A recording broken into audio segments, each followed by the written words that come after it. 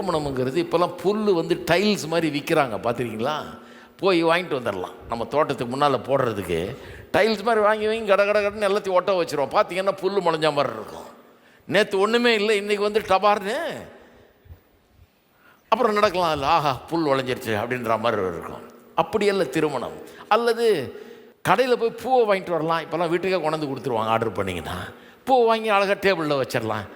நம்மளை வளர்த்தோம், இந்த செடியை வளர்த்தோமா, பூ வந்துதா, நமக்கு கிடையாது. நம்ம போய் கடையில் வாங்கிட்டு வந்து வச்சுருக்கிறோம். திருமணம் அப்படி ரெடிமேடு இது கிடையாது. பாருங்கள், இன்ஸ்டன்ட் இது கிடையாது. இன்ஸ்டன்ட் காஃபி மாதிரி கிடையாது. இன்றைக்கி எல்லாமே இன்ஸ்டண்ட்டாக வந்துருச்சு. சாம்பார், ரசம் எல்லாமே இன்ஸ்டண்ட்டாக போட்டு தண்ணியை ஊற்றி சுட வச்சா முடிஞ்சு போச்சு, அவ்வளோதான். அது மாதிரி எதிர்பார்க்குறாங்க நிறைய பேர். திருமணம் அப்படி இருக்குன்னு நம்புகிறாங்க. ஆனால் அப்படி கிடையாது. திருமணம் என்கிறது ஒரு பண்ணை போல். அந்த பண்ணையை பண்படுத்தினால்தான் அது நல்லா வரும். அதாவது உங்கள் திருமணம் அழகானதாக, அற்புதமானதாக, கனி தரக்கூடிய ஒரு அருமையான ஒரு பண்ணையை போல் மாற முடியும். ஆனால் இன்றைக்கி நீங்கள் திருமணம் செய்யும்போது இருக்கிற நிலைக்கும் அந்த மாதிரி மாறுற நிலைக்கும் ரொம்ப தூரம் இருக்குது. இங்கே ஆரம்பித்து அங்கே போய் முடியணும். எவ்வளோ தூரம்னா, ஆப்பிள் மரத்துக்கும் ஆப்பிள் கனிக்கும் அவ்வளோ தூரமோ அவ்வளோ தூரம். அந்த ஆப்பிள் விதையை எடுத்து விதைச்சி அப்புறம் அது மரமாகி அப்புறம் அதுலேருந்து கனி காய்ச்சி அப்புறம் தான் சாப்பிட முடியுது. விதையை கையில் பிடிச்ச உடனே சாப்பிட முடியாது.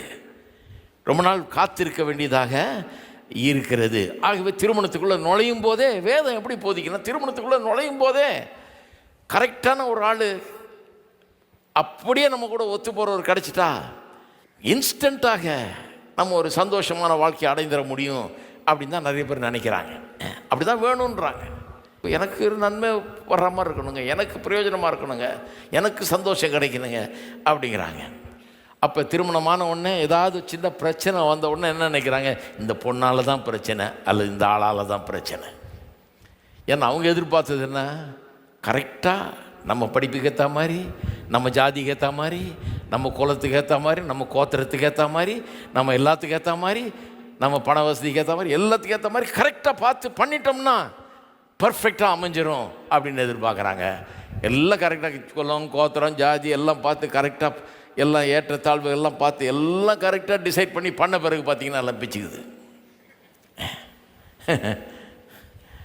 ஏனென்று சொன்னால் நிறைய வேலை செய்ய வேண்டியது. திருமணத்தில்